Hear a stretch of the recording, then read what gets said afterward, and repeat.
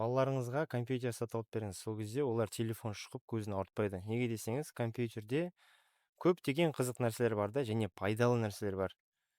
Телефонда көп пайдасыз нәрсе бар. Қазір мысал келтірейін.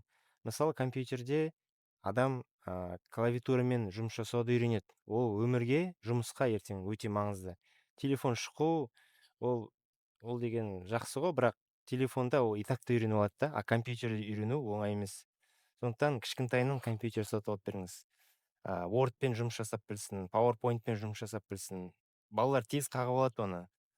Қазір үйреніп алса, ертең өмірде оңай болады. Университетте, ертең болашақта жұмыста компьютермен на «ты» болады да, понимаете? Компьютер сатып алып беріңіз. Бэушный компьютерлер өте көп, арзан тұрады және. И оларға ең бірінші клавиатурада тез жазуды үйретіңіз. Олар қате жазып үйреніп алмасын, бүйтіп саусақпен, бір саусақпен жазуға болмайды. Неше түрлі программалар бар, онлайн сайттар бар, сол сайттардан клавиатурамен жұмыс жасауды үйренеді, тез жазуды үйренеді. Тез жазу үшін мысалы Stamina деген программа бар, мен сонымен үйренгенмін. Или онлайнда неше түрлі сайттар бар. Саусақтарды дұрыс қою маңызды да, мысалы былай қою керек, өзінің техникасы бар, интернеттен қарап алыңыз қалай істеу керек екенін. Онымен қоса Word үйренеді бала, қалай Word ашу керек, файлды ашу керек, файлды қалай жүктеу керек, қалай имейлмен жіберу керек, соны үйренеді. Одан бөлек PowerPoint жасауды үйренеді. Мысалы, менің қызым компьютерді былай особо қолданып білмейді, енді үйреніп жатыр. PowerPointта спокойно презентация жасап тастады алдында.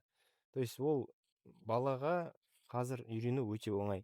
Және де компьютерде неше түрлі қызық бар. Интернет бар, Википедия бар. Мысалы, өзіне қызық тақырыптарды ізденеді, қарайды.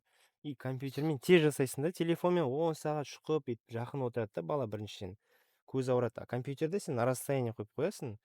Осындай көз ауырмау үшін үлкен экранмен, сол кезде көз ауырмайды баланың. И компьютерден ол қарайды да, бүкіл қызықты көріп алады компьютерден. Болды, уже телефонға особо ештеңе қызығы болмай қалады. Сол үшін кішкентайынан менің ойымша компьютерге үйретіңіз. Компьютерге қызықсын телефонға қарағанда. Компьютер чисто для общения болу керек, сообщение, WhatsApp болды, басқа ештеңе керек емес. Ресерч, бір нәрсені іздену, бір тақырыпқа, бір проектке, бір жобаға, бір ақпарат жинау барлығын компьютерін жасауға үйретіңіз. Сол кезде балаңыз болашақта өте жақсы білетін болады компьютерді. Ал компьютер ол деген өте маңызды жұмысқа, карьераға. Әлі күнге дейін үлкен жасқа келіп компьютерді білмейтін қаншама адамдар бар. Сол үшін қиналады, сол үшін карьерада алға жүрмейді.